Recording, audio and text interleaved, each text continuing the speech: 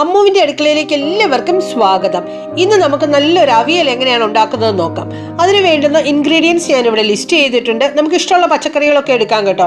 വെണ്ടയ്ക്ക, തക്കാളി തുടങ്ങിയ പച്ചക്കറികളൊന്നും വേണ്ട. ഞാനിവിടെ എല്ലാ പച്ചക്കറികളും കൂടെ അരിഞ്ഞു വെച്ചിട്ടുണ്ട്. ഏകദേശം 1.5 ഇഞ്ച് നീളത്തിലുള്ള കഷ്ണങ്ങളായിട്ട് അരിഞ്ഞു വെച്ചിട്ടുണ്ട്. ക്യാരറ്റ്, കിഴങ്ങ്, പച്ചക്കായ, ചേന, പടവലങ്ങ, മുരിങ്ങയ്ക്ക, വെള്ളരിക്ക, കുമ്പളങ്ങ, പിന്നെ പയർവർഗ്ഗങ്ങൾ, വഴുതനങ്ങ എല്ലാം എടുത്തിട്ടുണ്ട് കേട്ടോ. ഇനി നമുക്ക് അവിയൽ എങ്ങനെയാണ് തയ്യാറാക്കുന്നത് നോക്കാം. നമ്മൾ അതിന് വേണ്ടിയിട്ട് ഒരു പാൻ അടുപ്പത്ത് വെച്ചിട്ടുണ്ട്.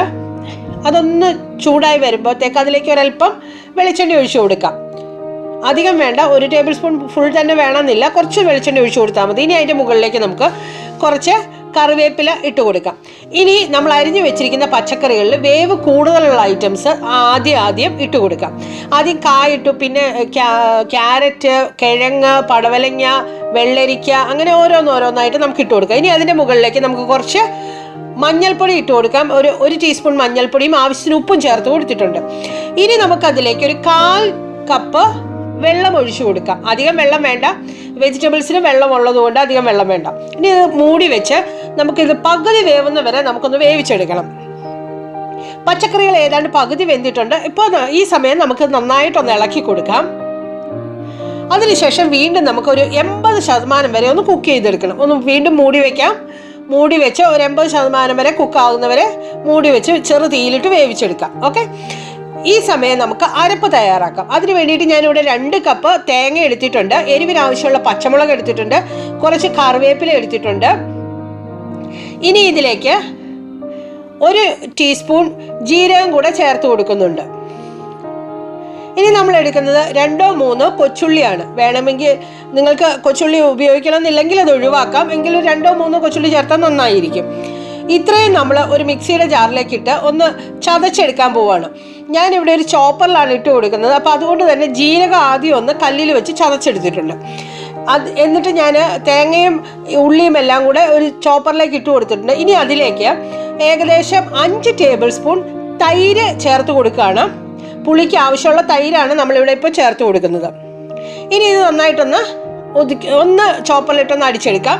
ചെറിയ തരിതരിപ്പോടെയാണ് അത് അടിച്ചെടുക്കേണ്ടത്. നമ്മുടെ പച്ചക്കറികൾ ഏകദേശം ഒരു 75-80% കുക്കായിട്ടുണ്ട്. ഇനി നമ്മൾ അരച്ച് വെച്ചിരിക്കുന്ന തേങ്ങയുടെ മിക്സ് ഇതിലേക്ക് ചേർത്ത് കൊടുക്കാം. അരച്ചതല്ല, നമ്മൾ ജസ്റ്റ് ഒതുക്കി എടുത്തിട്ടേ ഉള്ളൂ, ചതച്ചെടുത്തിട്ടേ ഉള്ളൂ. ഇനി ഒന്ന് നന്നായിട്ട് മിക്സ് ചെയ്തെടുക്കാം. വേണമെങ്കിൽ ഇങ്ങനെ നല്ല മൂടി വെച്ചിട്ടൊന്ന് വേവിച്ചെടുക്കാം. അപ്പോൾ തൈര് ഞാൻ ചേർത്തിട്ടുള്ള ഒന്ന് ഇളക്കി യോജിപ്പിച്ചാൽ തൈരിൻ്റെ പുളി നമുക്ക് കഷ്ണങ്ങളിലേക്കും കൂടെ പിടിക്കും. അതിന് വേണ്ടിയിട്ടാണ് ഞാൻ ഈ സമയത്ത് ഇളക്കി കൊടുക്കുന്നത്. ഇനി നന്നായിട്ട് നമുക്ക് മൂടി വെച്ചിട്ട് ചെറുതീയിൽ ഏറ്റവും ലോ ഫ്ലെയിമിൽ വേണം കുക്ക് ചെയ്യാൻ. ഒരു 4-5 മിനിറ്റും കൂടെ ഒന്ന് കുക്ക് ചെയ്തെടുക്കാം. അപ്പോൾ നമ്മൾ തൈരിൻ്റെ പുളിയൊക്കെ കഷ്ണങ്ങളിലേക്ക് പിടിച്ചു വന്നിട്ടുണ്ടാവും. ഇനി നമ്മൾ തീ ഓഫ് ചെയ്യാം. നമ്മൾ എന്താ ചെയ്യേണ്ടതെന്ന് വെച്ചാൽ പച്ച വെളിച്ചെണ്ണയാണ് നമ്മൾ ഇനി ഇതിലേക്ക് ഒഴിച്ചു കൊടുക്കുന്നത്.